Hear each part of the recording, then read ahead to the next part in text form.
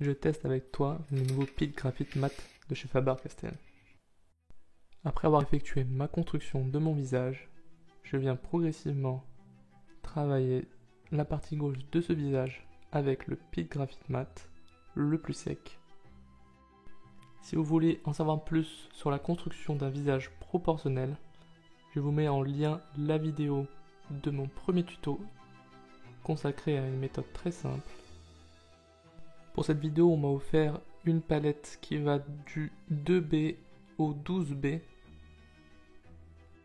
Donc comme vous pouvez le voir, je commence par ma couleur 2B progressivement et je vais tout doucement changer pour aller de plus en plus vers le foncé et vers le 12B. À savoir que c'est le crayon le plus gras qui se rapproche très fortement d'un crayon noir. Je ne sais pas si vous avez déjà reconnu la personne que je dessine.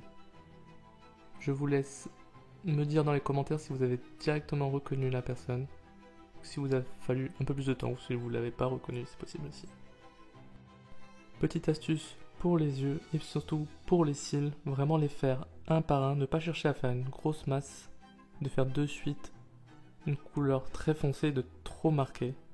Vaut mieux y aller progressivement en mettant le moins de pigments possible sur la feuille. Ensuite, je viens faire la partie droite de ce portrait avec mes crayons classiques. On va savoir qu'ils sont censés être plus brillants. Là, on ne se rend pas de suite compte tant qu'on n'a pas travaillé les parties les plus sombres.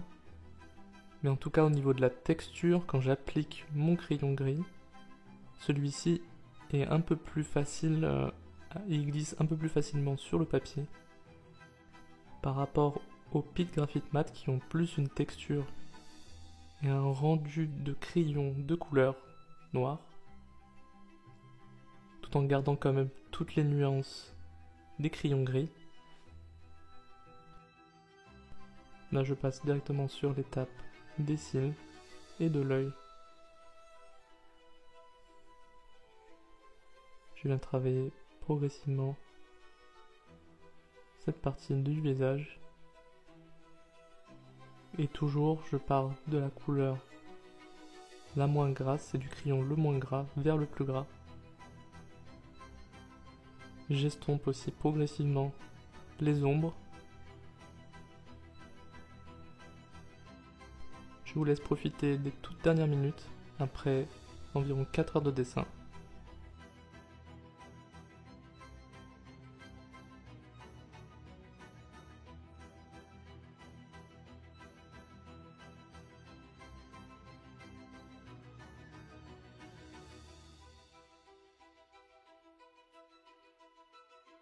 Une dernière touche de crayon gras au niveau des yeux. Je viens aussi rajouter mes petites finitions sur ce portrait.